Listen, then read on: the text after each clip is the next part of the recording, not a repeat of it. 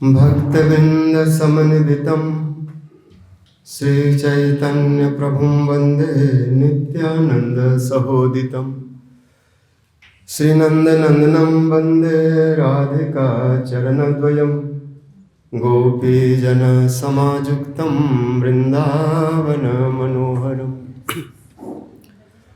श्रीकृष्ण चैतन्य प्रभु नित्यानंद श्री अद्वैत गदाधर श्रीवासादि गौर भक्तवृंद। हरे कृष्णा कृष्ण कृष्ण हरे हरे, हरे राम मंदिर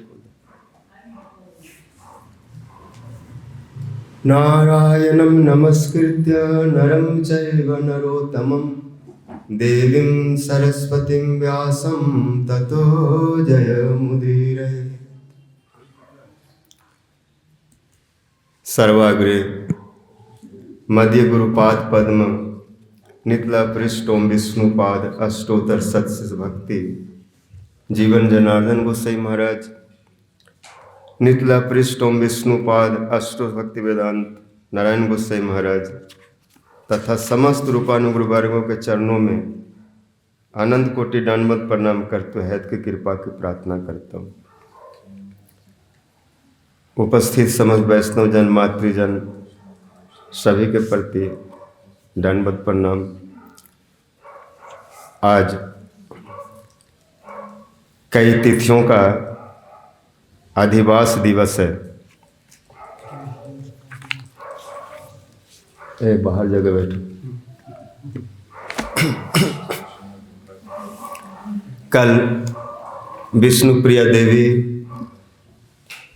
श्रील रघुनाथ दास गोस्वामी, श्रील रघुनंदन दास रघुनंदन ठाकुर, इनकी आविर्भाव तिथि है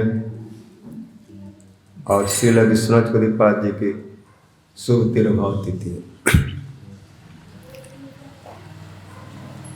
सरस्वती पूजा, ये सब कल तिथियां हैं। वैष्णव लोग सुधा सरस्वती की पूजा करते हैं, जो पर विद्या का अधिष्ठात्री, जो विद्या भगवान के भक्ति को ले जाती है, वो वास्तव में विद्या। जो विद्या केवल व्यवहार पेट भर लो दुनियादारी कर लो सिखाती है, वो अपरा विद्या। उससे शरीर यात्रा तो हो सकती है, जीवन धारण तो हो सकता है, लेकिन भगवत प्राप्ति, परमार्थ, आत्म कल्याण, ये सब जड़ीय विद्या के द्वारा नहीं होते। उसके लिए परा विद्या चाहिए, और परा विद्या कहने से भक्ति, भक्ति कहने से हरि नाम, तन नाम ग्रहणादि भी। भक्ति में भगवान नाम ग्रहण, भगवत कथा श्रवण है मुक्त भक्ति। इसलिए महाप्रभु जी कहते विद्या बधु जीवनम। हरिनाम जो है विद्या रूपी बधु का जीवन है। विद्या एक प्रकार के संगनी है।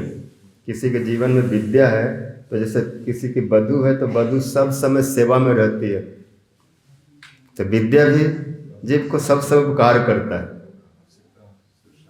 क्या करना, क्या नहीं करना, कैसे भजन करना, सा विद्या विमुक्त है। तत्कर्म हरि तो समझत सा विद्या तन्मतिर्जया। जो विद्या, जो समझ, जो विवेक सब समय भगवान की सेवा में, वैष्णवों के संग में रखे, कथा में रखे, कीर्तन में रखे, साधु सेवा में रखे, वो ज्ञान, वो विवेक, वो विद्या ग्रहणीय है। और जो विद्या जीव को केवल गधा बना के बोझ उठवाए, अहंकार बढ़ाए, मैं डॉक्टर, मैं इंजीनियर, मैं लॉयर, मैं राष्ट्रपति, मैं प्रधानमंत्री, मैं फलाना ढिमका, तो ये सब अहंकार मात्र है, इससे कुछ हाथ नहीं लगता। जैसे रघुगण भरत से कह रहे हैं कि मैं सिंधु सौवीर देश का राजा हूं, तो बोले कि तुम्हारा व्यवहार है, तो राजा हो गया तो इससे बड़ा अहंकार मत कर, इस कोई काम का नहीं, मैं भी राजा था लेकिन तुम्हारे जैसा अहंकारी नहीं हूँ। अब व्यवहार अलग वस्तु, परमार्थ अलग वस्तु है। जब तक परमार्थ को नहीं समझा तब तक जीवन दो कौड़ी का। फिर उनको परमार्थ की बात बतलाए, उस विशुद्ध ज्ञान तत्व को बतलाए, जिसको लोग ब्रह्म परमात्मा भगवान कहते हैं। रहोगे न, उसको पाने के लिए साधु संग चाहिए। तो परा विद्या स्वरूपनी श्री विष्णु प्रिया देवी, क्योंकि भक्ति स्वरूप है। और भक्ति कोई परा विद्या किया। भक्ति में यदि हरि नाम है तो भक्ति का जीवन है। जैसे कोई स्त्री है, कोई वधू है और उसका प्राण नहीं है, मरा हुआ सब है, तो मृत शरीर की कोई शोभा नहीं है। बहुत से लोग मरे शरीर को भी सजा देते हैं, विमान बनाते हैं और अच्छा से कपड़ा लत्ता लगाते हैं, ठाट बाट से उसको ले जाते हैं, लेकिन वो दिखावा होता है। उससे उस मृत शरीर को कुछ मिलने वाला नहीं। जब तक वो जीवित था तब तक तो कोई उसको देखा नहीं, मरने के बाद आडंबर। तो जिस विद्या में प्राण नहीं है, भजन नहीं, हरि भक्ति नहीं है, हरि कथा नहीं, हरि नाम नहीं है, वैसा विद्या केवल व्यक्ति को गधा बनाती। इसलिए भक्ति विनोद ठाकुर जी कहीं पर लिखते हैं, जड़े रे विद्या माया रे वैभव, तुम्हारे भजन बाधा, अनित्य संसारे मोह जन्माया जीव के कराए गधा। जड़िए जो विद्या है ये माया का वैभव है, संसार का वैभव है, जड़िए वैभव। जो बड़े बड़े पद प्रतिष्ठा प्राप्त करते हैं उनका एक वैभव होता है। मैं बहुत बड़ा डॉक्टर हूँ या बहुत बड़ा ऑफिसर हूँ या इंजीनियर हूँ या बहुत बड़ा नेता हूँ, ते सब जड़ीय वैभव जो है माया रे वैभव, ये सब जड़े रे विद्या। कोई पढ़ लिख करके बहुत बड़ा ऑफिसर बन जाता है, जज बन जाता है, लॉयर बन जाता है, कोई IPS IAS ये सब अधिकारी बन जाते हैं। तो ये विद्या जड़ का वैभव है। और ऐसे लोगों को भजन में बड़ी बाधा आती है। जड़ीय वस्तु जब ज्यादा बढ़ जाता है तो जीव भगवान के भजन नहीं करता, उसी में उलझ जाता है। प्रभुपाद भक्ति सिद्धांत सरस्वती ठाकुर लिखते हैं एक जगह पर कि जब मैं पढ़ाई कर रहा था, ज्योतिष आदि अध्ययन कर रहा था और जड़ीय विद्या संग्रह कर रहा था, पढ़ रहा था, तो मुझे जॉब भी मिला, सेवा भी मिली, दूसरों को पढ़ाओ, राजघराने में जा कर के नौकरी करने लगा, वहाँ उनको पढ़ाने लगा। लेकिन बीच में मेरे मन में आया कि सब छोड़ो, क्योंकि जितना इधर मैं बढ़ूंगा उतना ही मेरे ऊपर संसार का बोझ आएगा, दायित्व आएगा, व्यवहार आ जाएगा, फिर परमार्थ से दूर हो जाओ। फिर माता पिता पकड़ेंगे, शादी करो, ऐसा करो, वैसा करो, बहुत झमेला खड़ा हो जाता है। इसलिए मैं बीच में सब छोड़ छाड़ दिया और अपना जो भक्ति मार्ग था उसको चुना। मायापुर आ गए और वहाँ पर 1 करोड़ 7 कोटि नाम जग किए, महामंत्र हरे कृष्ण कृष्ण कृष्ण हरे हरे हरे राम। और जमीन पर सोना और जमीन पर ही भोजन करना, गो ग्रास जमीन पर रख के और गाय की तरह मुंह से ऐसे उठा उठा भोजन करना। बहुत तीव्र भजन किए। फिर ठाकुर जी के दर्शन हुए, पंचतत्व आए, आशीर्वाद दिए, फिर उन्होंने सब प्रचार किया। सारे गुरु वर्गों ने दर्शन दिया, हम पीछे पीछे हैं, तुम प्रचार करो। हरि नाम के द्वारा हुआ। इसलिए हरि नाम विद्या के जो मूल, जो प्राण शक्ति है, जिन्होंने भक्ति का बड़ा सुंदर जगत में दृष्टांत स्थापित किया, वो है विष्णु प्रिया देवी। भगवान की 3 शक्तियां प्रसिद्ध है, श्री शक्ति, भू शक्ति, लीला शक्ति। श्री शक्ति में श्री लक्ष्मी प्रिया देवी आती है, जो महाप्रभु जी के प्रथम पत्नी लक्ष्मी प्रिया देवी। विवाह के उपरांत महाप्रभु जी बांग्लादेश में चले जाते हैं प्रचार के लिए, और वहां पर विद्यारस में प्रचार में इतना डूब गए कि एक समय था, इतना समय में लौट जाना चाहिए। गए थे 4 महीना के लिए, लेकिन 8-10 महीना हो गए, पूरा डूब गए उस प्रचार, उस रस में, लौटे ही नहीं। और इधर लक्ष्मी प्रिया देवी को बड़ी विरह हुई, वेदना हुई, क्योंकि उनकी शक्ति है और उनसे अलग होकर के और उनको वो सज नहीं हुआ विरह। विरह में इतना तप गए कि अपने प्राण को जला दिए, शरीर त्याग कर दिए। और जब महाप्रभु जी लौटे तो बहुत, सची माता बहुत दुखी हैं, त्याग देते, तो फिर उनको प्रसन्नता के लिए द्वितीय बार विवाह किया, क्योंकि वृद्धा माता है, इनको कौन देखभाल करेगा। एक कीर्तन में, एक प्रचार में व्याकरण आदि शास्त्र, वो काव्य आदि शास्त्रों का आलोचना में समय बिताते हैं। तो माता के भाव को जान करके पुनः इन्होंने सनातन मिश्र की पुत्री विष्णु प्रिया देवी से विवाह की। आपको लगेगा कि आप एक और तो कहते हैं कि विवाह मत करो, संसार मत करो, और जो कथा कह रहे हो संसार की कथा बता रहे हैं कि भगवान ने, महाप्रभु ने विवाह किया, और एक और कहते विवाह मत करो। लेकिन यह समझने की बात है कि जड़ीय लोग, व्यवहारिक लोग, संसारिक लोग जो विवाह करते हैं, विवाह घोर बंधन है। वो कथा नहीं, वो भजन नहीं, वो कीर्तन नहीं। लेकिन ठाकुर जी का जो विवाह है, उनका जो प्रेम का जो वर्णन आता है, वो जड़ीय नहीं। इस विवाह लीला को कहने से, सुनने से संसार बंधन से मुक्ति हो जाएगा। जो विवाह आदि जो व्यक्ति को बांधता है, उससे मुक्त हो जाएगा, उनको संसार को प्रवृत्ति ही नहीं होगी। एक कथा का फल है।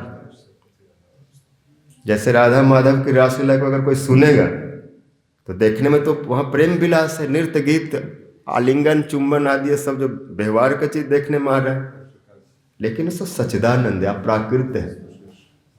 वहां पर जो वो प्रक्रिया हो रहा है, वो हाड़ मांस को लेकर के नहीं हो रहा है, शरीर को लेकर के नहीं, और वो आत्मा की वृत्ति है, स्वरूप की वृत्ति। और आत्मा जो है शुद्ध है, चिन्मय है, उनमें मल मूत्र कफ वात पीत ये सब नहीं है, उनके शरीर में सब दुर्गंध नहीं है, जड़ीय पदार्थ नहीं है, वो चिन्मय वस्तु। उस चिन्मय स्तर पर जब भजन करके जाएंगे तो समझ में आएगा कि वो चीज क्या है और जड़ीय चीज क्या है। इसे रुक्मिणी देवी जब कृष्ण के लिए पत्र लिखती है, जब उन्होंने कृष्ण के बारे में सुना नारद आदि ऋषियों के मुंह से कि कृष्ण कैसे हैं, उनका स्वरूप कैसा है, उनका चरित्र कैसा है, उनकी महिमा कैसी है, ये जब सुने तो रुक्मिणी जी तुरंत पत्र लिखते कि जब से हमने आपके बारे में सुना कि आप ऐसा नहीं, आप प्राकृत नहीं, आप जड़ीय नहीं, आप हाड़ मांस का पुतला नहीं, आप सच्चिदानंद स्वरूप है। श्रुत्वा गुणान भुवन सुंदर सिरन बतामते, कानों से जब आपकी कथा हमने सुनी तो कथा जो कान से शरीर में उतरा, मन में, हृदय में, इंद्रियों में जब उतरा, श्रुत्वा गुणान भुवन सुंदर सिरन बतामते निर्विश्य कर्ण विवरे हरतो अंग तापम। तो संसार के जितने भी ताप, जितने भी आसक्ति, जितने भी बंधन, सब टूट गया, सब छूट गया, सब समाप्त हो गए। बस आपको उस रूप को देखने के लिए मैं व्याकुल हो गई, क्योंकि नारद आदि ऋषियों ने कहा था कि आंखों का सार्थकता है कि उस रूप को देखा जाए। जो जन्म लेकर के बिना कृष्ण को देखे चले जाते हैं वो बड़े अभागे हैं, उनका आंख बेकार है, वो अंधा ही है। भगवान ने आंखें दिए, लेकिन इस आंख से यदि कृष्ण को नहीं देखा तो क्या देखा। तो उन्होंने कहा कि रूपम दृशाम दृश्य मताम अखिल अर्थ लाभम। जिनको जिनको भगवान ने आंखें दी है, जो पेड़ पौधे वो तो देख नहीं सकते, लेकिन जो मनुष्य रूप में, स्त्री रूप में है, उनके आंखों के सार्थकता है कि कृष्ण के रूप को देखा जाए। रूपम दृशाम दृश्य मताम अखिल अर्थ लाभम। ये सुन करके मेरा मन आप में ऐसे निर्लज होके लग गया कि अब किसी को बोलने से भी मन वहां से लौटता नहीं। मेरे भाई लोग नहीं चाहते कि कृष्ण से विवाह करो, पिताजी चाहते लेकिन वो भी विवश है, लेकिन मैं चाहती हूँ कि आपके सिवा मैं किसी को पति रूप में वरण नहीं करूंगा। आप जैसे नरलोक अभिराम, आप जैसे महासिंह, आप जैसे दिव्य सच्चिदानंद स्वरूप को प्राप्त करके कौन स्त्री होगी जो हाड़ मांस के पुतला का भजन करेगी। वहां पर रुक्मिणी जी लिखती हैं कि संसार के जो साधारण स्त्रियां हैं उनके शरीर में क्या है, त्वक, स्त्री हो या पुरुष, दोनों के लिए बता रहे हैं कि जड़ीय स्त्री पुरुष जो है उनके शरीर जो है अंदर में काफ, वात, पित्त, मल, मूत्र सब भरा हुआ है। नाक से निकल रहा है, आंख से निकल रहा है कीचड़, कान से निकल रहा है, मुंह से निकल रहा है, सारे द्वार से कीचड़ ही बहता है। बहुत से लोग तो लगा करके वो क्या उसको बोलते हो, परफ्यूम, लोगों को धोखा देना चाहते कि बड़ा सुगंध आ रहा है, लेकिन सुगंध ने बल्कि दुर्गंध को ढक दिया है लोगों को बेवकूफ़ बनाने के लिए, जिससे वो आकर्षित हो जाए मेरे प्रति, इसमें सुगंध समझ करके डूब मरे, जैसे मल का कीड़ा मल में डूब मरता है। तो कहते त्वक समश्रु के सपने धमंत, शरीर में सब भरा है और उस दुर्गंध को छुपाने के लिए चमड़ी चढ़ा दिया है। क्या गोरा चमड़ी है, क्या सुंदर चमड़ी है, क्या ग्लो है, क्या ग्लेज है, क्या बोलते हैं, क्या शाइनिंग आ रहा है।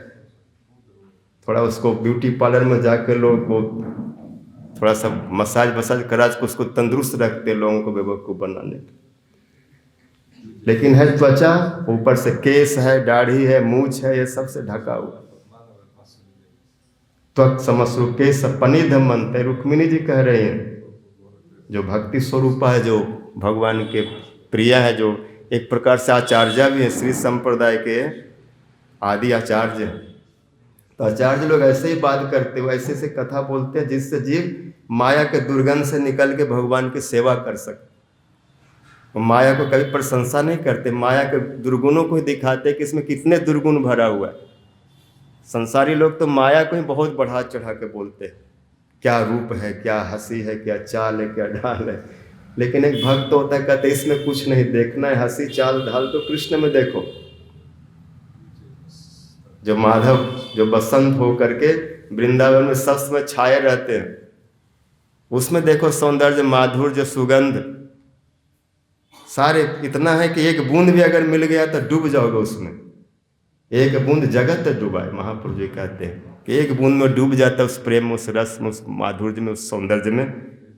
लेकिन मुझको नहीं एक बूंद मिला, इसलिए मैं छटपटा रहा हूँ। जिसको मिल जाता है उसकी छटपटाहट खत्म हो जाती है। तो कहते कौन है जो आपको छोड़ करके इस हाड़ मांस के पुतला में डूबेगा और इसको अपना प्रिय कह के पुकारेगा, जो बहुत मूर्ख होगा।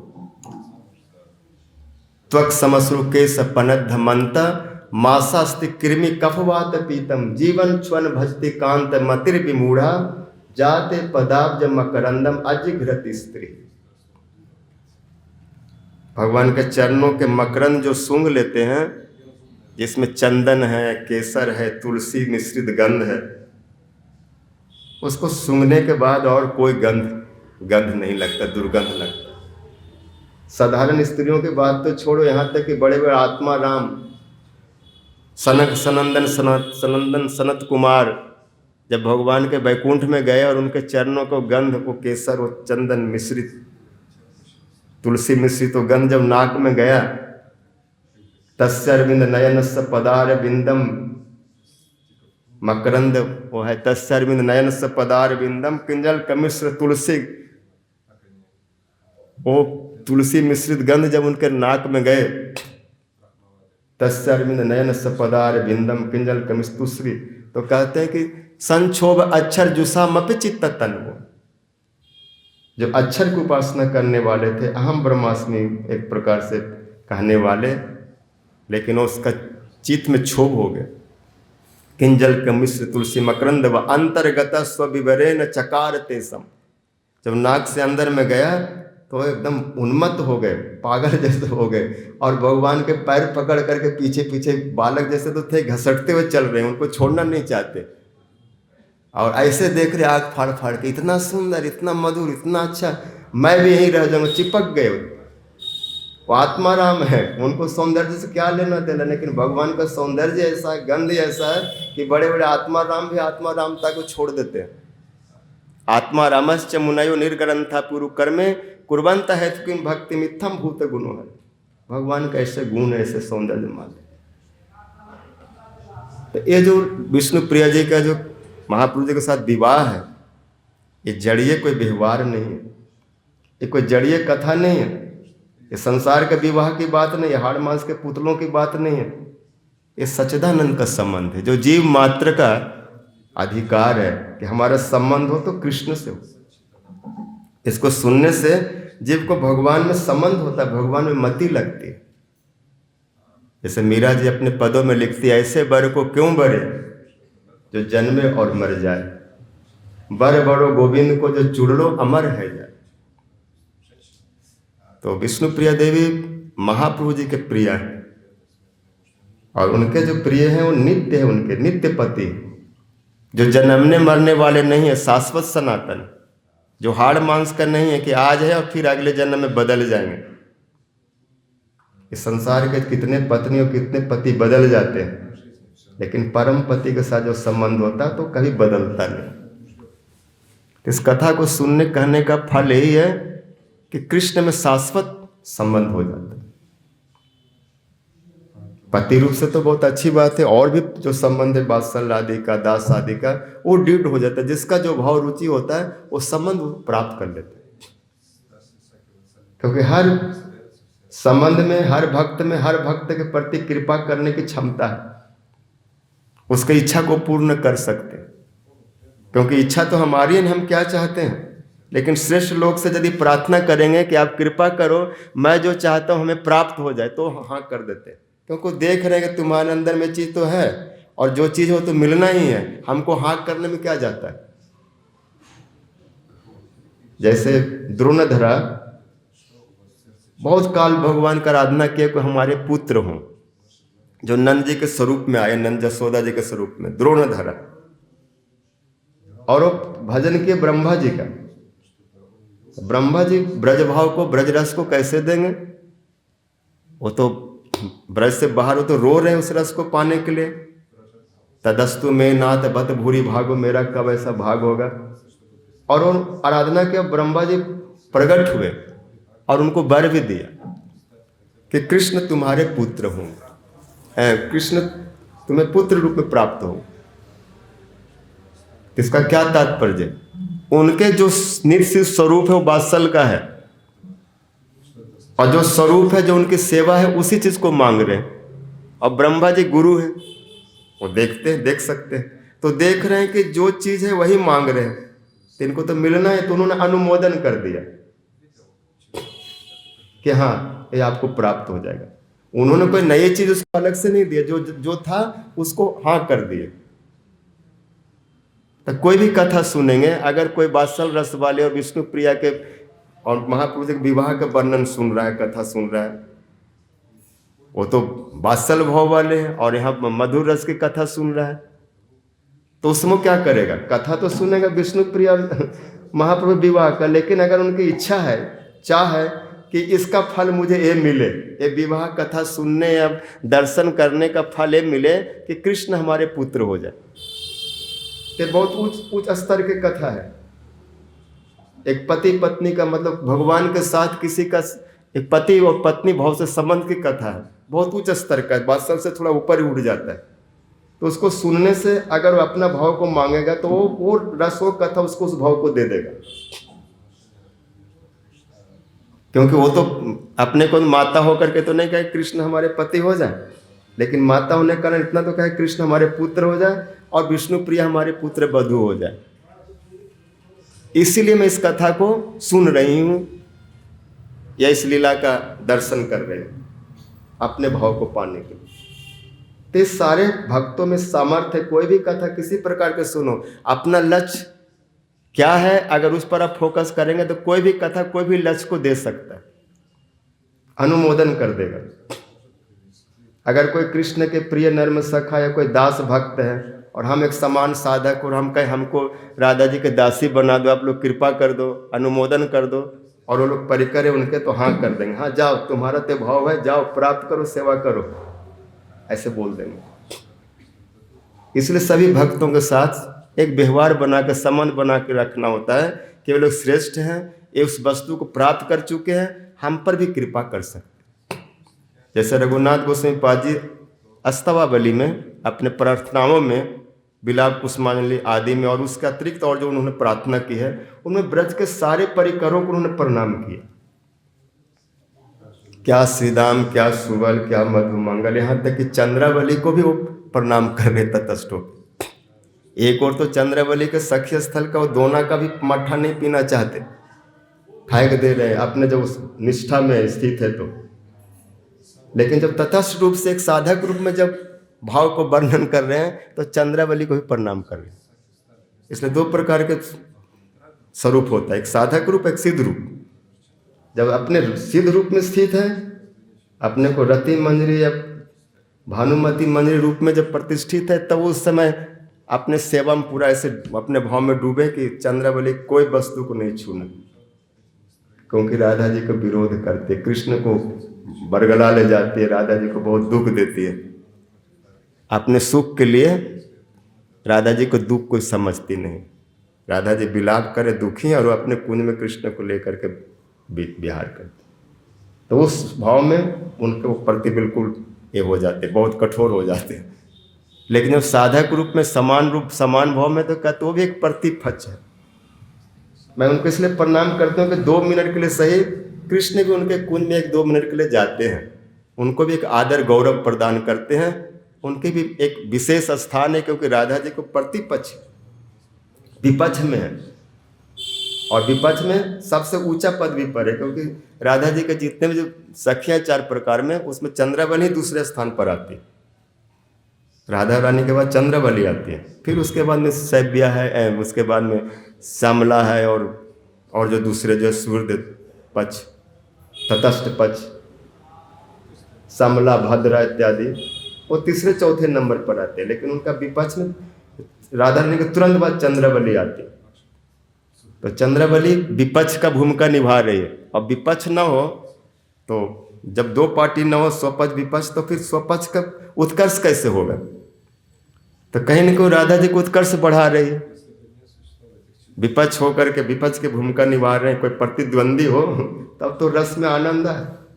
तब बोले हाँ, कृष्ण को 1-2 मिनट के लिए वो बरगला तो ले जाती है, लेकिन जब कृष्ण को राधा जी का स्मरण होता है तो तुरंत उसके कुंज से भाग जाते हैं। 2 मिनट बैठते हैं और बोलते हैं कि मेरा एक बछड़ा खो गया, मेरी गैया कहीं भाग गए, और मेरा सखा परेशान है, मैं अभी 5 मिनट में आ रहा हूँ, ऐसे बोल करके वहाँ से निकल जाते हैं। तो 2 मिनट के लिए सही जिनके कुंज में कृष्ण जाकर बैठते हैं, उनको संतमना देते हैं। उस चंद्रावली को मैं प्रणाम करता हूँ। एक तटस्थ होकर के व्यवहार में उन्होंने प्रणाम किया। लेकिन जहाँ निष्ठा भाव की बात आई, जहाँ पर अपने स्वरूप की बात आई, वहाँ पर उनका अनादर भी कर देते। होता है जब स्वपक्ष वाला होता है, विपक्ष वाला व्यवहार में तो सब एक साथ बैठ लेते कई बार, लेकिन जैसे वाद विवाद शुरू होता है तो तुरंत उसके ऊपर हावी हो जाते हैं, उसके कमियां दिखाने लग जाते हैं, विपक्ष ने क्या क्या किया, ऐसे ऐसे करके बोलने लगते। तो ये भी ठीक है, यही तो रस है, यही तो आनंद है। परम गुरु जी भक्ति प्रज्ञान केशव गोस्वामी महाराज जी बोलते थे, जब वो कोर्ट में जाते थे, केस में जाते थे, लोग कहते थे आप क्यों कोर्ट कचहरी करते हो, आप तो वैष्णव हो, साधु हो, आपको तो आराम से भजन करना चाहिए। बोला अगर यहाँ पर ट्रेनिंग नहीं लेगा वाद विवाद करने का, तो वहाँ पर भी बहुत वाद विवाद होता है। चंद्रावली लोग कृष्ण को हड़प लेंगे, कहेंगे मेरा प्रॉपर्टी है, इसलिए अपना दलील देना होता है कि तुम्हारा प्रॉपर्टी नहीं है, ये जो कृष्ण राधा जी के शाश्वत प्रॉपर्टी है। तुम्हारे साथ तो कभी कभी थोड़ा संबंध हो जाता है, लेकिन शास्त्रों में कहीं पर भी कृष्ण चंद्रावली का नाम नहीं आता। राधिको माधवो देवो माधवे नैव राधिका, बार बार राधा माधव की बात आती है।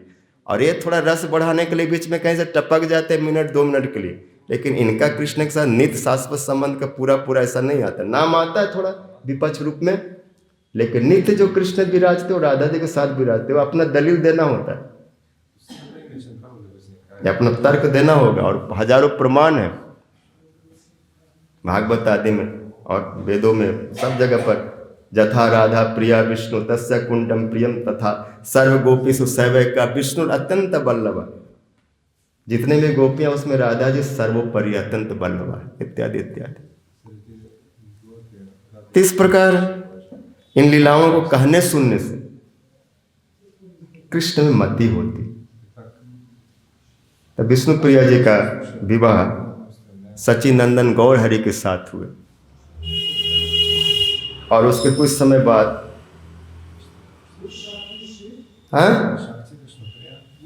भू शक्ति श्री शक्ति लक्ष्मी प्रिया देवी, भू शक्ति विष्णु प्रिया देवी। और लीला शक्ति में धाम भी आता है, लीला शक्ति में गदाधर राधा रानी सब भी आ सकते हैं, ये सब लीला शक्ति। उनके लीलाओं के साथ सब समय अविच्छेद रूप से रहते हैं, अलग नहीं होते। जैसे सूर्य के किरण सूर्य से अलग नहीं होते, ऐसे स्वरूप शक्ति उनके साथ, उसको लीला शक्ति। तो विष्णु प्रिया देवी भू शक्ति है। इनके पिता का नाम है सनातन मिश्र, जो पूर्व समय में सत्रजीत थे, सत्यभामा के पिता। और इस जन्म में सत्रजीत होके आए, सनातन मिश्र होके आए। और उनकी पुत्री विष्णु प्रिया देवी, जिनका विवाह गौर हरि के साथ द्वितीय विवाह हुआ है। प्रथम तो लक्ष्मी प्रिया देवी के साथ हुआ, जो बल्लभाचार्य की पुत्री है, और द्वितीय विवाह जब वो अप्रगट हो जाती है उनके विरह में, तब विष्णु प्रिया जी के साथ में होता है। क्योंकि माता की इच्छा है कि पुत्र विवाह करो, पुत्र भी चाहते हैं कि विवाह के द्वारा ये माता सेवा के लिए हमारे अनुकूलता प्रदान करेगी, जिससे मैं स्वतंत्र निश्चित होकर भजन कर सकूं, प्रचार कर सकूं, जीवों को उद्धार कर सकूं। तो विष्णु प्रिया जी उसमें बहुत बड़ी महाप्रभु जी की सहायता की। इनके जीवनी में आता है कि जब बालिका थी, छोटी अवस्था की थी, जब इनका जन्म हुआ, तो भगवान की स्वरूप शक्ति गौरांग महाप्रभु की अपनी प्रिया हैं, उनकी शक्ति है। तो जन्म से इनमें वो सारे लक्षण, एक चिन्मय लक्षण दिखाई पड़ता है। वो रोज बिना रुके, बिना किसी बाधा के 3 बार गंगा स्नान करती है। महाप्रभु जी 2-3 बार गंगा स्नान जाते हैं। एक तो पढ़ाई से पहले नहा के जाते हैं और फिर पढ़ के आते तो नहाते हैं, और जब मन में जाए तभी गंगा जी में जाके कूद जाते, छलांग लगाते, विशेष करके बाल्यावस्था में। और बहुत उत्पाद करते हैं वहाँ पर, किसी का कपड़ा कहीं रख देते हैं, स्त्री का वस्त्र पुरुष में, पुरुष का स्त्री में, धोती को साड़ी में, साड़ी को धोती में रख देते। अब कोई व्यक्ति अपना यहाँ पर धोती रख के गया और स्नान करके आया, तो क्या जाने की धोती की जगह पर साड़ी है? वो तो सोचता है मैं यहाँ धोती रखा हूँ, आए जल्दी में फटाफट जल पोछा और जो नीचे कपड़ा तो उठाया, पहन लिया। और पहन के जब चलने लगा, नजर पड़ा, लोग जब हंसने लगे तो कहते क्या है, ये तो किसी स्त्री की साड़ी है। और कोई स्त्री थी जहाँ पर साड़ी रख के स्नान करने गई थी, वो जब कपड़ा पहना तो 2 मिनट बाद में पता चला कि साड़ी नहीं, धोती है। अब वो व्यक्ति उस स्त्री के साड़ी पहन के वहाँ खड़ा है, और वो स्त्री उस पुरुष के धोती पहन के खड़ा है, और वो उसको देख रहा है मेरा धोती, और वो उसको देख रहा है मेरी साड़ी, और दोनों बिल्कुल चकमका गए कि ऐसा कैसे हुआ, कौन किया। और महाप्रभु जो है पानी के अंदर में मगरमच्छ की तरह तैर रहे हो, डुबकी मार के कब आए, कब एक काम करे, कब चल गए और अंदर पानी में पता नहीं चला, और वहाँ से खूब जोर से हंस रहे। अब ये लोग बहुत गाली गलौज दे रहे हैं और पीछे से घर भाग गए। और इधर माता पिता के पास शिकायत आई कि ऐसा ऐसा करता है, बहुत उपद्रव करता है। उसी समय विष्णु प्रिया देवी भी गंगा स्नान के लिए जाती हैं। वो जो कात्यायनी पूजा की जो बात आता है ब्रज लीला में, जैसे गोपियाँ कात्यायनी पूजा करके कृष्ण को पति रूप में चाहती हैं, ऐसे वहाँ के ब्राह्मण कन्याएं भी पूजा करती हैं गौरी की, कात्यायनी की, पति पाने के लिए। और जितने पूजा का सामान लेके गंगा स्नान करके जब पूजा के लिए तैयारी करती है, धूप दीप नैवेद्य चंदन आदि, तो नहा करके और निमाई बैठ जाते हैं ऐसे, और सब कन्याओं को बोलते सब आ जाओ, और मेरी पूजा करो। अमा पूज आमी देवो बर, मेरी पूजा करो मैं बर दूंगा। तुम लोग मेरी महात्मा नहीं जानते। ये देवी दुर्गा शिव की पूजा करने से क्या होगा? ये सब तो मेरी दास दासी है, असली मालिक तो मैं हूं। देवी दुर्गा दासी मोर महेश किंकर। ये कत्यायनी दुर्गा देवी सब मेरी दासियां है, शिव हमारे दास है, सेवक है। इसलिए मेरी पूजा करो और जो भी इच्छा हो, जो भी वर चाहिए हमसे ले लो। ये सुन करके वो कन्याएं हंसने लगती, बोलते तुम तो जगन्नाथ मिश्र के पुत्र हो, कोई राजा महाराजा तो हो नहीं। ये तो ऐसी बात करो जैसे पहले नंद बाबा के बेटा कृष्ण करता था। वो भी ऐसे गोपियों से कहता था मेरी पूजा करो, मैं वर दूंगा, मैं उनके कपड़ा आदि चुरा लिया। ऐसे ये लोग परिहास करने लगे। तो दो चार कन्याएं जो सरल स्वभाव के थी, बोले विवाद करने से क्या होगा, जब पूजा करो घर चलो आराम से। तो दो चार ने अपना पुष्प माला चंदन उनको दे दिया, पूजा कर दिया। और कुछ ऐसे थी थोड़ा सा प्रगल्भा ललिता के समान, अरे इसको क्यों पूजा करोगे, ये क्या भगवान है, ये अपने क्या समझता है। वो फूल माला चंदन लेके भाग गए, नहीं दिए। अरे जोर जोर से आवाज लगा रहे मेरी पूजा करो, नहीं करोगे तो मैं श्राप दे दूंगा, मैं ब्राह्मण हूँ और मेरा श्राप लगेगा। क्या श्राप देगा? अगर मेरी पूजा नहीं की है और मेरे से वर नहीं मांगे तो तुम लोगों का जो पति होगा 100 साल का होगा, बूढ़ा, एक भी दांत नहीं होगा मुंह में, कमर झुका होगा, ऐसे बूढ़ा पति मिलेंगे। और उस बूढ़े का 4-5 पत्नी पहले से होगी।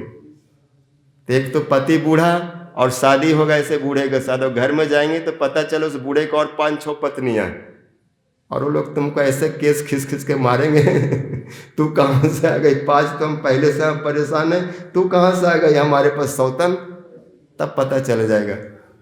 ये सुन के कन्याएं घबरा गए और जो भी फूल माला चंदन था सब महाप्रभु के ऊपर फेंक दी और चले गए।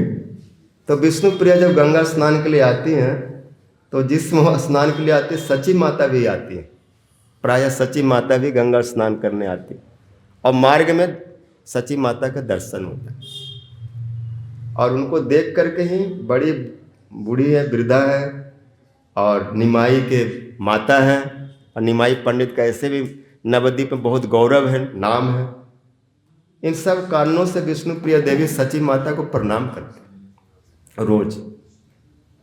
और सची माता विष्णु प्रिया को इस स्वभाव को देख करके बहुत खुश हो जाती है और दोनों हाथ से आशीर्वाद देती है, गले लगाती है, आंसुओं से स्नान करा देती है, और मन मन में कामना भी करती है कि ऐसी वधू अगर हमें प्राप्त हो जाए, ऐसे सुशीला, ऐसे विनम्र, ऐसे सम्मान देने वाले, ऐसे संस्कारी, तो मेरा कितना सौभाग्य होगा।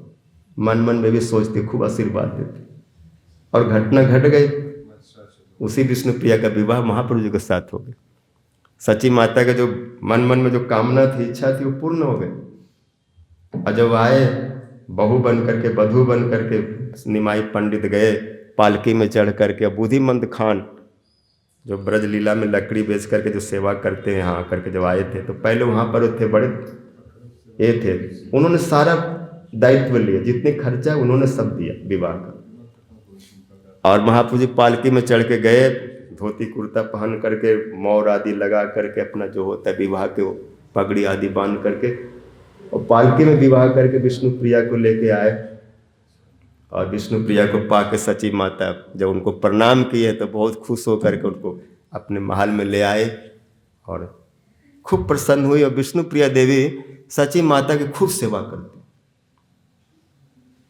इतना सेवा करती हैं कि निमाई जो थे गौर हरि बहुत प्रसन्न हो गए कि मेरा जो अंदर के दुख है कि मेरी माँ को कौन देखेगा, अब मुझे कोई चिंता नहीं। वो निश्चित होकर के श्रीवास आंगन में और वहाँ अपना कीर्तन प्रचार खूब करते, और रात्रि में 12-12 बजे, 1-1 बजे, 2-2 बजे तक आते हैं, कोई चिंता नहीं। माँ को देखने वाले, खिलाने वाले, नहलाने वाले, सब प्रकार की सेवा करने वाले तो विष्णु प्रिया है।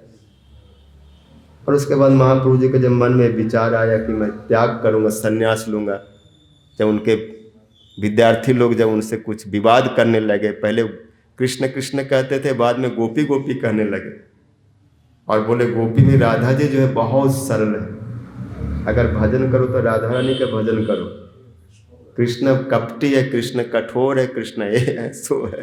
तो वो लोग समझ नहीं पाए कि क्या बोल रहे। तो लोग उनको मारने के लिए गए, उनको बोले हमारे गुरु पागल हो गए ऐसे जो हो। तो बोले थे तो और अपराध करेंगे, इनका उद्धार कैसे होगा। मैं सन्यास लूँगा तो मेरे लिए रोएंगे, मेरा चिंतन करेंगे, ध्यान करेंगे, तभी इनका कल्याण। तो जब सन्यास के भावना आए तो विष्णु प्रिया भी समझ गई, क्योंकि उनको कुछ ऐसा, उनके साथ ऐसी घटना घटी जो स्पष्ट इंगित कर रहा था कि कुछ होने वाला है। स्नान करने गई तो उनका नाक का जो बेसर है वो जल में खो गया, गंगा जल में। पैर का नूपुर, कुछ सुहाग के जो चिन्ह होते हैं वो 2-4 उनके नष्ट हो गए, खो गए। तो बहुत रोने लगे, दुखी हुई, सची माता से बोले। फिर जब सायंकाल में महाप्रभु जी आए हैं तो उनको उनके पास में जाकर रोते हुए कहने लगे कि हमने सुना है, ऐसा लगता है कि आप सन्यास ले लेंगे। और उसी रात को सन्यास लेने के सोच रहे हैं। और विष्णु प्रिया जब ऐसी बात की है तो महाप्रभु उनके सामने छुपाए नहीं, क्योंकि शक्ति है, वो जानती है। और सरल सहज रूप उनको सब बातें बताए। पहले तो बैराग की बात बताए कि देवी आप तो विष्णु प्रिया है और आपका जैसा नाम वैसा गुण भी होना चाहिए, इसलिए सभी जीव भगवान के ही प्रिय है, सब उन्हीं के दास दासी सेवक सेविका है। तो अपना नाम जो विष्णु प्रिय उसको सार्थक करो, विष्णु का कृष्ण का भजन करो। ये जीव इस संसार में जैसा दुर्गति में पड़ा हुआ है, इससे ऊपर की ओर जाओ। देवी ये शरीर क्या है, जब माता के गर्भ में आता है तो अंदर में मल मूत्र में सना रहता है, कफवात पित्त में। उससे जब बाहर निकलता है तो नहा धो करके अपने को स्वच्छ समझता है, लेकिन सब समय अपवित्र है शरीर। कितना भी नहा धो लो, इससे मल मूत्र कफ वात पित्त निकलते ही रहता है। अगर कोई व्यक्ति 4 घंटा एक रात जैसे शाम को सोया और सुबह में स्नान न करो तो शरीर से ऐसी बदबू आती है कि किसी घर में बैठ जाओ ना तो उस घर में दूसरा आदमी घुसने की इच्छा नहीं होता। ऐसे ऐसे भी शरीर वाले लोग हैं। कुछ तो ऐसे हैं कि 2-4 दिन ना नहाए तो भी उससे सुगंध निकलता है, और कोई तो 4 घंटा के बाद अगर स्नान न करें तो उसके साथ बैठ नहीं सकते। तो ऐसे शरीर है सब दुर्गंध से भरा हुआ। इसलिए देवी इस शरीर से ऊपर उठ करके जो आत्मा में प्रतिष्ठित है, जो विष्णु की सेवा करते, कृष्ण की सेवा करते हैं, उनका जीवन सार्थक है। और आप इसमें सहायता करिए। मैं भी कृष्ण भजन करना चाहता हूँ और आपको भी कृष्ण भजन करना चाहिए। और पत्नी का एक कर्तव्य होता है कि पति की बात को माने। उनका एक पति गुरु होता है। इस कई प्रकार से समझाने लगे और विष्णु प्रिया जी क्या करते, बोले कि आप जो चाहेंगे वही हो। आपने जो संकल्प कर लिया उसको कौन छोड़ा सकता है। मेरा जो भाग्य है वो मैं अपना दुख भोगूंगी। मैं तो हर जन्म में विरह संताप सही है। जब अब राम रूप में थे तो सीता को वन में भेजा, वो सीता मैं ही हूँ। वहाँ भी हमने दुख भोगे। राधा को छोड़ के मथुरा और द्वारका गए, वहाँ भी हमको विरह हुआ। और कई जगह जगह पर विरह हुआ। पहले 2 बार भोग चुके, तीसरा नंबर है, तीसरी बार। कोई बात नहीं, लेकिन मैं इस बार आपका कुछ मूल चुका दूंगी, क्योंकि जब राम रूप में थे तो आपने भी मेरे लिए बहुत त्याग किए। आप तो राजा थे, हमें वन में भेज करके आप चाहते तो 2-4 शादी और कर सकते थे। कौन आपको रोक सकता है। दशरथ महाराज जी की भी 3-3 रानियां थी, आप भी राजा थे। लेकिन मेरे प्रेम में, मेरे स्नेह में आपने मेरे अतिरिक्त और कोई विवाह नहीं किए, एक व्रत धारण करके रखे। जब अश्वमेध जग आदि भी करते तो राम जी वहाँ पर सीता के जगह पर स्वर्ण प्रतिमाएं बना करके बगल में बैठा था, क्योंकि बिना पत्नी अब जग नहीं कर सकते। अगर पत्नी जीवित है तो पत्नी को वहाँ रहना अनिवार्य है, और किसी कारण में अगर पत्नी नहीं है तो उसकी प्रतिमा होनी चाहिए, पत्नी का एक प्रतिभू होना चाहिए। तो राम जी ने सीता जी के अभाव में स्वर्ण प्रतिमाएं बना करके बगल में रखे और अश्वमेध जग किए, लेकिन दूसरा विवाह नहीं किया। उन्होंने बहुत बड़ा त्याग सीता जी के लिए उनके प्रेम में दिखाया। तो यहाँ पर विष्णु प्रिया भी उतनी त्याग, उससे कम नहीं। महाप्रभु जी उनको इतना 1-2 साल के विवाह के बाद त्याग के जा रहे हैं। ज़्यादा समय उनका संबंध नहीं, बहुत कम समय में विवाह हुआ और सन्यासी भी हो। लेकिन उनके जाने के बाद विष्णु प्रिया देवी जिस प्रकार से उनमें स्नेह ममता प्रीति जैसे पति रूप में उनका सर्वस्व निछावर करके जैसे सेवा किए, वो एक अपने आप में उदाहरण। बहुत से लोग विष्णु प्रिया देवी की कथा को नहीं बोल पाते, नहीं समझ पाते, लेकिन महाप्रभु के लीला में विष्णु प्रिया एक ऐसा मेरुदंड है, एक ऐसी शक्ति है उनके उस प्रचार में कि अगर इस प्रकार को शक्ति प्रदान नहीं करते तो महाप्रभु जी इतना विश्व में इस प्रेम को नहीं दे पाते। लेकिन जब महाप्रभु जी सुनते विष्णु प्रिया को चरित्र, जब भक्तों के मुख से कि कैसे हैं, तो बोलते कि उनका चरित्र को कोई बता नहीं सकते। वो आपको सर्वस्व मानती हैं, आपकी प्रतिमाएं बना करके सामने रखती हैं और उनको ही देखती रहती हैं, रोती रहती हैं। और दो पात्र में, एक दो मिट्टी का पात्र ले आती हैं, एक में चावल भरा होता और एक खाली होता। ये प्रेम विलास, भक्ति रत्नाकर, चैतन्य मंगल, इन सब ग्रंथों में सब वर्णन हुआ। तो क्या करते हैं, हरे कृष्ण कृष्ण कृष्ण हरे हरे, हरे राम राम राम हरे। एक चावल लेती हैं और दूसरे खाली बर्तन में रख देते हैं और सुबह से लेकर के 3-4 बजे तक यही करते हैं। उतना समय जितना हरि नाम होता है उसी हिसाब से एक हरि नाम, मतलब 32 अक्षर 16 नाम, अष्टजुगल, एक हरि नाम पर एक चावल।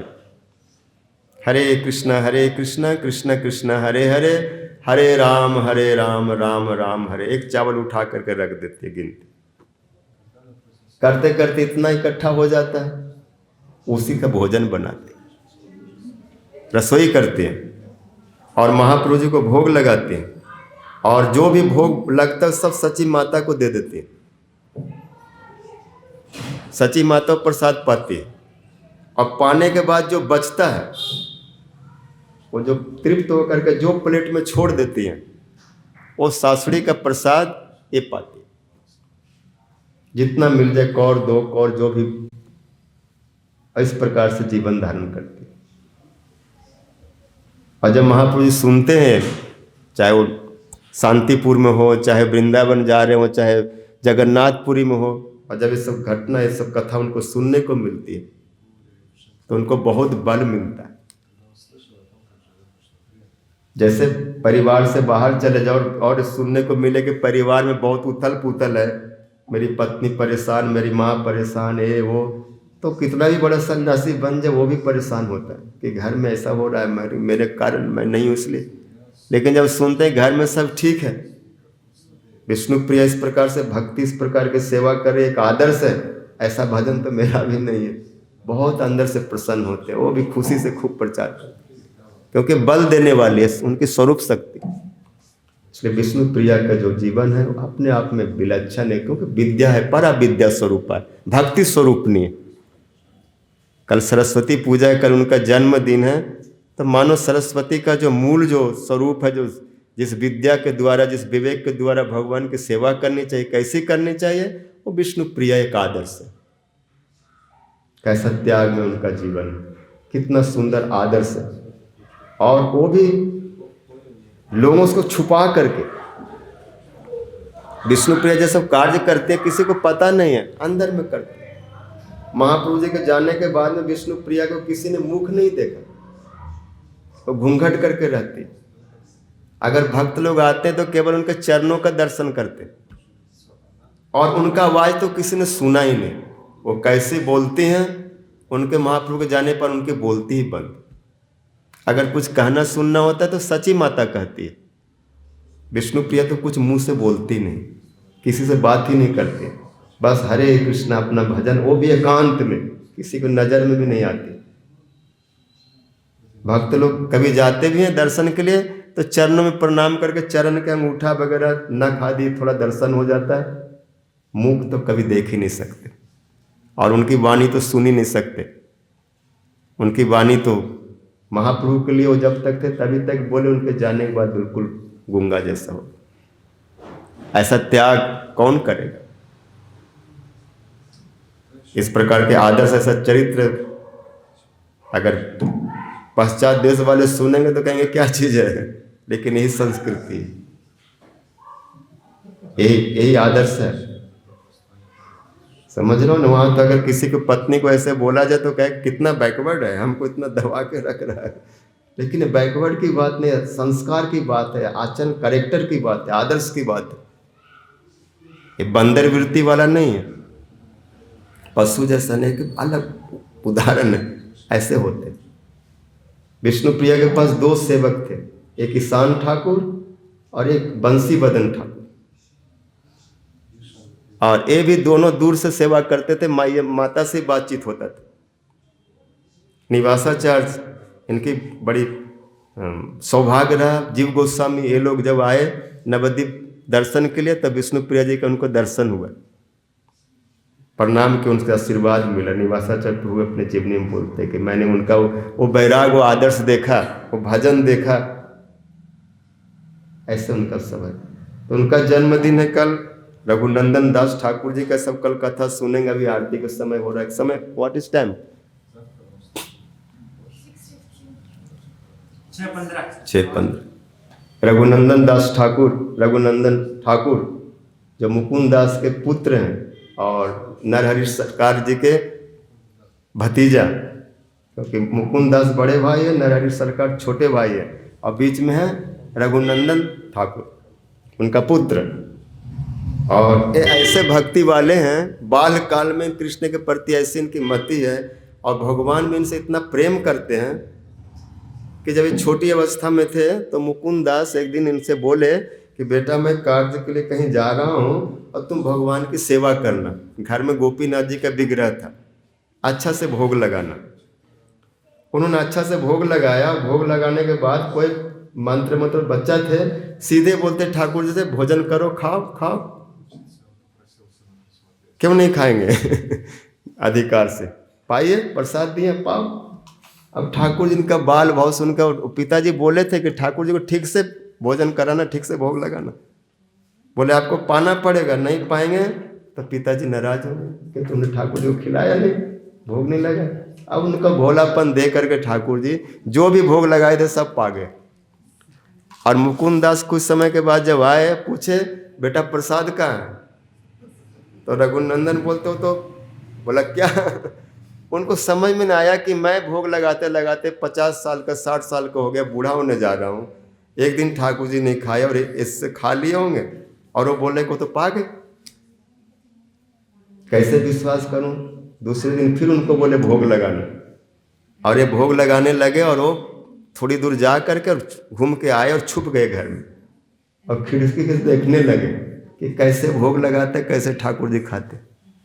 सब भोग लगा रहे थे और बोले खाओ खाओ, पाओ पाओ, और ठाकुर जी पाने लगे। और एक लड्डू उठाए बूंदी का और ऐसे मुंह में लगाए, आधा पाए, और मुकुंद दास से खिड़की से देख लिया। और जब देख लिया तो ठाकुर जी को भी नजर पड़ गई, कोई और देख रहा है। उनको देख करके ठाकुर जी का आधा लड्डू हाथ में रह गया, आधा मुंह में, और नहीं पाए। वो अभी भी गोपीनाथ जी का विग्रह देखेंगे खंड, श्रीखंड में, जो जाजीग्राम के पास जो निवासाचार्य ठाकुर के आगे जो एक स्थान है श्रीखंड, जो नरहरि सरकार के वो पाठ है मुकुंद दास के, वहाँ पर अभी भी गोपीनाथ जी के हाथ में आधा लड्डू टूटा हुआ ऐसे हाथ में लगा हुआ, वो विग्रह में देख सकते। हम लोग कई बार दर्शन किए। वहीं पर पुष्करणी है, मधु पुष्करणी, जो गौर नित्यानंद वहाँ के कीर्तन करते थे। जब उनको पीने की हुआ, मधु पीने की प्यास लगा, तो नरहरि सरकार उस पुष्करणी को मधु के बना दिया। इतना मीठा कि पियो तो ताकत भी आएगा और नशा भी आएगा, और घंटों घंटों नाचोगे, थकोगे नहीं। वहाँ पर रघुनंदन नृत्य करते, उनका एक नुपुर टूट के गिर गया था, उससे एक पुष्करणी बनी। ये सब तो उनका भी है कल, रघुनंदन ठाकुर का। जब मुकुंद दास बादशाह के यहाँ पर सेवा करते थे, चिकित्सा आदि, तो एक बार पंखा कोई कर रहा था मोर का, तो उसको देख करके मूर्छित होकर गिर गए। उनके पिता भी कम भक्त नहीं, केवल मोर पंख देख के कृष्ण की स्मृति हुई। और जब बादशाह ने पूछा कि क्या हुआ, तो बोले हमको थोड़ा सा रोग है, मिर्गी है। मिर्गी को क्या बोलते हैं? हिस्टीरिया टाइप ना सर, ऐसे कुछ, ऐसे करके छुपा लिए। तो एक बार जब रघुनंदन, नरहरि सरकार और मुकुंद पुरी में आए, तो महाप्रभु जी परिहास में बोले कि मैं समझ नहीं पाया कि कौन किसका पिता है, कौन किसका पुत्र है। तो संबंध में देखा जाए तो रघुनंदन पुत्र है, मुकुंद दास पिता है। लेकिन महाप्रभु बोले हमको ठीक से समझाओ कौन बेटा है कौन बाप है। तब उससे मुकुंदास बोलते हैं कि जिसके द्वारा कृष्ण भक्ति होती है, जो कृष्ण भक्ति में जितना श्रेष्ठ होता है वही पिता होता है, क्योंकि जिसमें भक्ति है वो कृष्ण भक्ति दे सकता है, और जिसको जिससे भक्ति मिलती है उसका बेटा होता है। तो मैं जन्म से इसका पिता हूँ, ठीक है, लेकिन हम लोगों के हृदय में जब भक्ति वृत्ति आई कि भगवान हमारे वस्तु ग्रहण करते हैं, ये पूरा विश्वास जो भक्ति का जो आए ये हमारे पुत्र से आया। इससे पहले तो हम यही सोचते थे कि ठाकुर जी को भोग लगाओ, उठा के खुद खा जाओ, लेकिन हमने देखा कि उन्होंने ठाकुर जी को प्रसाद पवाया और ठाकुर जी के हाथ से पाए। उसके बाद में हमको लगा कि बिगड़ा नहीं, साक्षात कृष्ण है। इतना दृढ़ विश्वास भक्ति इसके कारण हम लोगों के हृदय में आया। इसलिए यही हमारे पिता है, यही हमारे गुरु, हम इनके बालक, क्योंकि भक्ति के ऊपर इस प्रकार से बातें सब हुई है। और रघुनाथ गोस्वामी जी की कथा और सबसे अधिक विश्वनाथ चक्रवर्ती जी की कथा कल सब सुनेंगे, कैसे उन्होंने भक्ति को प्रतिष्ठित किया, विशेष करके जो भक्ति, जो ब्रज की भक्ति है, कैसे उसको स्वाभिष्ट भाव में, भावानुकूल, भावाविरुद्ध, भाव संबंधी, भाव अभिविरुद्ध, ये 5 भाव में विभक्त किया। जिससे पहले ऐसे भक्ति का सूक्ष्म विवेचन कहीं सुनने को नहीं मिला। उसके बाद भी कई लोग गुरुवाष्टक पढ़ करके और इस प्रकार के तर्क देते हैं कि गुरुवाष्टक में लिखा हुआ निकुंज जूनो रति के लिए सिद्धे जा झुक्ति वीर अपेक्षणीय तत्रादि दाक्ष रति बल्लभस्य बंदे श्री गुरु चरणार बिंदम। रघुनाथ गोस्वामी गुरु जी के बारे में ऐसा लिखा है कि जो निकुंज में मंजरी भाव से, दासी भाव से सारे जुक्ति तर्क के द्वारा उस सेवा को करती हैं, तो गुरु मात्र ही मंजरी हो गए, क्यों गुरुवाष्टक अनुसार। तो उसका कैसे सामंजस्य करेंगे, दूसरे भाव वाले कैसे भजन करेंगे। यहाँ पर कई पक्ष, एक पक्ष है विश्वनाथ चक्रवर्ती पाद जी अष्टक को लिखे, वो खुद मंजरी, उनके गुरु मंजरी हैं, इसलिए इस तरह से स्थापित किए। लेकिन अगर दूसरे भाव वाले जो होगा, अगर वो मंजरी नहीं है तो निकुंजनो रति के लिए सिद्धे कैसे करेगा। तो वहाँ पर एक राग वर्त चंद्रिका इसी को समाधान के लिए लिखे, राग वर्त चंद्रिका, उसमें लिखे स्वाभिष्ट भाव में। पहले साधक को ये देखना है कि हमारा भाव का अभिष्ट क्या है, मैं किस भाव से भगवान को भजन करना चाहता हूँ, उसको पहले पकड़ो। दास सक बात्सल आदि एक भाव को पकड़ो। पुरुष भाव को पकड़ने के बाद में भाव संबंधी, भाव का जो संबंधी क्या क्या है वो करना। सारे रसों का जो भाव संबंधी भगवान के नाम, गुण, रूप, लीला, कथा सभी कर सकते, लेकिन उसमें जिसका जितना अधिकार है उतना ही वो सुनेगा, कहेगा। अधिक होने पर वहाँ से हट जाएगा। जैसे जैव धर्म में देखें, विजय बज्रनाथ दोनों बाबा महाराज के पास जाते हैं, लेकिन जब दोनों का अपना सूक्ष्म भाव सुनने की बात हुई तो बाबा महाराज बोले अलग अलग समय में दोनों आना, क्योंकि दोनों एक जातीय नहीं हो, इसलिए तुम्हारे लिए कुछ अलग कथा, तुम्हारे लिए कुछ अलग कथा, लास्ट में से परिवर्तन आ गए। ये सब देखना होता है। भावानुकूल, भाव के अनुकूल, जैसे एकादशी आदि है सब अनुकूल होते हैं। भाव अभिविरुद्ध, ये सब वैष्णव सेवा आदि सब भाव के अविरुद्ध है। और भाव विरुद्ध, द्वारका ध्यान और तप्त मुद्रा, ये सब शंख चक्र लगाना, ये सब भाव के विरुद्ध, ये सब देखना होता है। तो निकुंज जुनो रति के लिए सिद्धे में अगर वो मंजरी नहीं है तो जितनी दूर तक वो सेवा कर सकता है। अगर बात्सल भाव वाले, सक भाव वाले हैं, वहाँ भी वो राधा कृष्ण की सेवा करेगा, लेकिन कुछ सीमा तक करेगा। जैसे जसोदा मैया, नंद बाबा राधा रानी का विरोध नहीं करते। वो जब नंदगांव में आते हैं तो बाबा भी उनका स्वागत करते हैं, मैया भी स्वागत करते, उनको स्नान करने का जल दिलाते हैं, वस्त्र देते हैं, सब व्यवस्था देते हैं, पूरा रसोई घर खोल देते हैं, सब सेवा करते हैं। वो लोग उनको प्रणाम करते, सत्कार करते, आदर करते, सब करते। लेकिन जब कोई अंदर में कुछ ऐसा रहस्य की बात है तो मैया बाबा उधर ध्यान नहीं देते, क्योंकि उनका भाव विरुद्ध है। लेकिन जहाँ तक उसका भाव का अनुकूल होगा उतना उसमें उस सेवा में सहायता करते। अगर वो लोग मना कर दे नंदगांव में आने के लिए तो राधा माधव की लीला हो ही नहीं सकती। तो उनके लीला में इनकी भी सहायता की जरूरत है, लेकिन कुछ सीमा तक। जहाँ इनका गति नहीं वहाँ हट जाते हैं। इस प्रकार से इन सबका सामंजस्य चक्रदीपाद ने किया। और सबसे बड़ा सामंजस्य उन्होंने किया गायत्री मंत्र का, जहाँ पर कविराज गोस्वामी कहते हैं जो काम गायत्री उसमें 24.5 अक्षर है, और आज तक उस 24.5 अक्षर को किसी ने ठीक से व्याख्या नहीं किया। उन्होंने तो लिख दिया, लेकिन कौन सा आधा चंद्र है, वो निर्णय नहीं हो पाए। इन्होंने जब पढ़ा तो इनको भी बड़ा अटपटा लगा, आधा अक्षर किसको मानूं। फिर राधा रानी कृपा कर को बताए वर्णागम भास्वत में आधा अक्षर किसको बोला गया, उसका एक नियम ग्रंथ है। तो काम गायत्री का जा के बाद में जो वी आता है, क्योंकि कोई भी जा के बाद में बी अक्षर आता है, उसका पहला जो जकार है वो आधा माना जाता है। क्लिंग कामदेवाय विद में कामदेवाय जा है, उसमें बाद में बा के पहले जा है, उसको आधा अक्षर माना गया है व्याकरण में, वर्णा के भास्वत में। और वो आधा अक्षर ही आधा चंद्र है। अब पूरे शरीर में कहाँ आधा चंद्र होगा? 5 तो 10 तो हो गया पैरों का चंद्र, 10 नख चंद्र, 10 हाथ का होगा, 10 10 20, और एक हो गया एक कपोल, एक हो गया एक कपोल, 22, एक पूरा मुख 23, और एक बोल रहे कि यहाँ जो चंदन का जो बिंदु है ये भी एक पूर्ण चंद्र है, 24 हो गया। फिर आधा कहाँ? तब बोलते हैं कि वो जो चंद्र बिंदु के बाद, ये चंदन बिंदु के बाद जो ललाट है, ये फोरहेड, ये आधा चंद्र है। ललाट आधा चंद्र ही है, ये राउंड नहीं है, हाफ सेम में है। ये तो राउंड है, ये भी राउंड है, और पूरा मुख भी एक राउंड है चंद्र है, और ये भी एक चंद्र बिंदु चंद्र है ये। और ये जो आता है मंत्र की गिनती करें तो जकार ही वो अक्षर है जो आधा है। इतना बड़ा गुण रहस्य सब मंत्र के बारे में बताए। जयपुर में जो हमारे संप्रदाय की महिमा को स्थापित कराए बलदेव विद्याभूषण पाद के द्वारा, चक्रवर्ती पाद जी का बड़ा योगदान था। उनके शिष्य उनके शिक्षा प्राप्त करके सबसे हुआ, विशेष करके परकीय भाव को रूप गोसाई के बाद लोग जो है दृष्टि देखो उसकी स्थापना की, ऐसे शास्त्र युक्ति आकट सिद्धांत के द्वारा कि कोई भी इनके ग्रंथों को भागवत आदि को पढ़ेगा, उनके विचारों को सुनेगा, देखेगा, भक्ति के कैसा विश्लेषण किए माधुर्य कदमनी आदि में सब में, तो दांत के नीचे उंगली दबा लेगा कि चक्रवर्ती क्या चीज़ है। रूप गोस्वामी के बाद ऐसा परखर आचार, ऐसा भक्ति के सूक्ष्म विवेचना करने वाले न भूतो न भविष्य। चक्रवर्ती पाद जी बहुत कुछ दिए हैं। और कल विशेष रूप में सरस्वती जी, सरस्वती पूजा मतलब परा विद्या, जो विद्या जो सरस्वती भक्ति विरोधी बात, भक्त की निंदा, भगवान की निंदा को निरस्त कर देती है, वो सरस्वती। भागवत में जब इंद्र ने कृष्ण के लिए कुछ ऐसा निंदा की, गाली गलौज दिया, तो सरस्वती जैसा उसका दुरुस्त कर देती, इंद्र को उल्टा गाली गलौज दे देती, उनके शब्दों में उनको ही उल्टा कर देती है।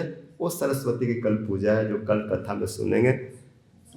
वांछा कल्पतरुभ्यश्च कृपा सिंधुभ्येव च पतितानां पावनेभ्यो वैष्णवेभ्यो। आइल बसंत बहार सरसों झूमन लागे, आइल बसंत बहार सरसों झूमन लागे, आइल बसंत came and already look many mustard flowers are starting to dancing. Mustard starting dancing by flow of air, no air one little pressure giving, then they start like this dancing. Everyone start to dancing because weather is very nice. Now no 4 degree and 3 degree. Now it's 24, 30 degrees. All are happy. आइल बसंत बहार सरसों झूमन लागे, आइल बसंत बहार सरसों। अमवा के डाल पे बैठ कोयलिया, अमवा के डाल बोले मधुर स्वर, हरे कृष्ण बोले मधुर स्वर, हरे कृष्ण कृष्ण कृष्ण हरे हरे, हरे राम राम राम हरे हरे, हरे कृष्ण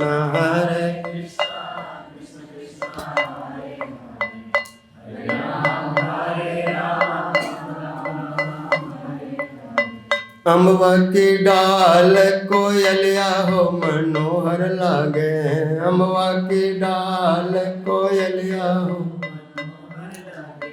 आइल बसंत बहार सरसों झूमन लागे, आइल बसंत।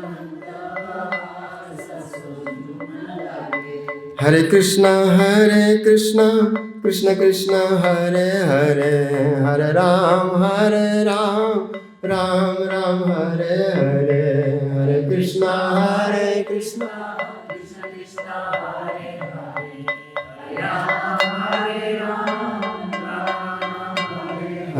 Krishna Krishna Krishna Hare Hare Hare Rama Rama Rama Hare Hare Hare Krishna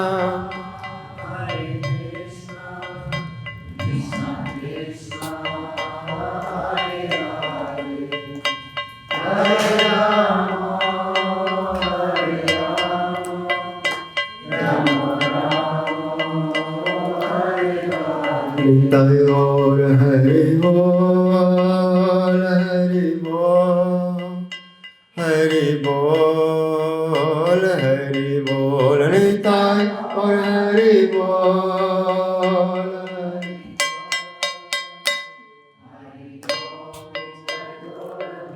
Shri Gaur Premanande Hari Hari Bol Shri Gurudev Ki Jai